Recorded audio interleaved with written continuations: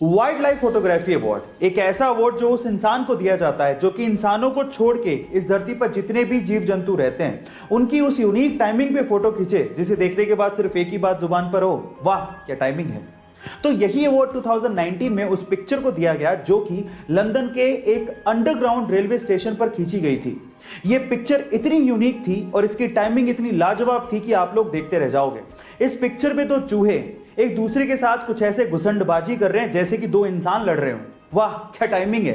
Guys ये picture देख के आपको कैसा लगा चैट सेक्शन में जरूर लिखिएगा और ऐसे अमेजिंग वीडियोस के लिए YouTube पे हमारे चैनल को सब्सक्राइब कर लीजिएगा। कार्तिक आर्यन अपनी नई कार लैम्बोर्गिनी उर्स को लेके चर्चा में है और उसकी 3 वजह है। सबसे पहली वजह है उस कार की कीमत। कार्तिक आर्यन ने लैम्बोर्गिनी उर्स के लिए लगभग 4.5 करोड़ रुपए चुकाए हैं और गाइस ये कार्तिक आर्यन की अब तक की सबसे महंगी कार परचेज है।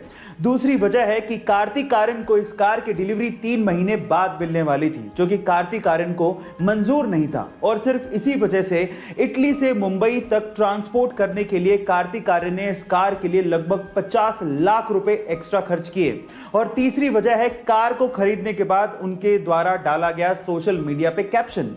कार की डिलीवरी मिलने के बाद कार्तिक आर्यन ने सोशल मीडिया पे लिखा, ले ली पर शायद मैं महंगी चीजों के लिए नहीं बनाऊं। गाइस आपका इसके बारे में क्या ख्याल है चैट सेक्शन में जरूर लिखिएगा। और गाइस अक्सर आपने देखा होगा कि बहुत सारे लोग पानी पीने के बाद उस प्लास्टिक की बोतल को या फिर कोल्ड ड्रिंक पीने के बाद उसके कैन को जहां तहां ऐसे ही फेंक देते हैं जिससे हमारे एनवायरनमेंट को भयंकर नुकसान उठाना पड़ता है। अब इसका सॉल्यूशन क्या है? इसका सॉल्यूशन निकाला है जर्मनी ने।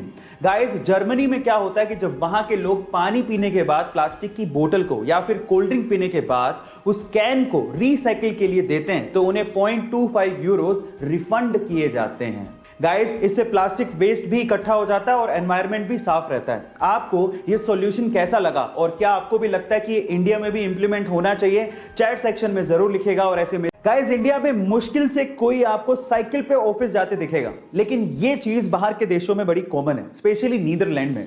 गाइस नीदरलैंड में बहुत से लोग साइकिल पे ऑफिस जाना प्रेफर करते हैं। क्या उसके पीछे का रीजन जानते हैं?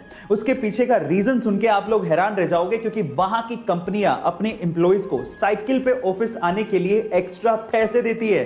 जी हां गाइस वहां पर हर 1 किलोमीटर साइकिल चलाने के लिए एम्प्लॉइज को लगभग 16 रुपए दिए जाते हैं। उसके पीछे का रीजन भी बहुत साफ है। पहला एनवायरनमेंट की सेफ्टी, दूसरा फ्यूल कंजप्शन को कम करना और तीसरा फिटनेस, फिजिकल फिटनेस। गाइस क्या आपको भी लगता है कि ये आइडिया इंडिया में भी इंप्लीमेंट होना चाहिए? चैट सेक्शन में जरूर लिखिएगा। और गाइस अगर आप लोग टीवी के शौकीन हैं तो एक चीज आप लोगों ने गौर करी होगी कि एक मूवी ऐसी है जिसे सेट मैक्स या सोनी मैक्स पे बार बार दिखाया जाता है। सबसे पहले तो आप लोग चैट सेक्शन में उस मूवी का नाम गैस करके बताओ।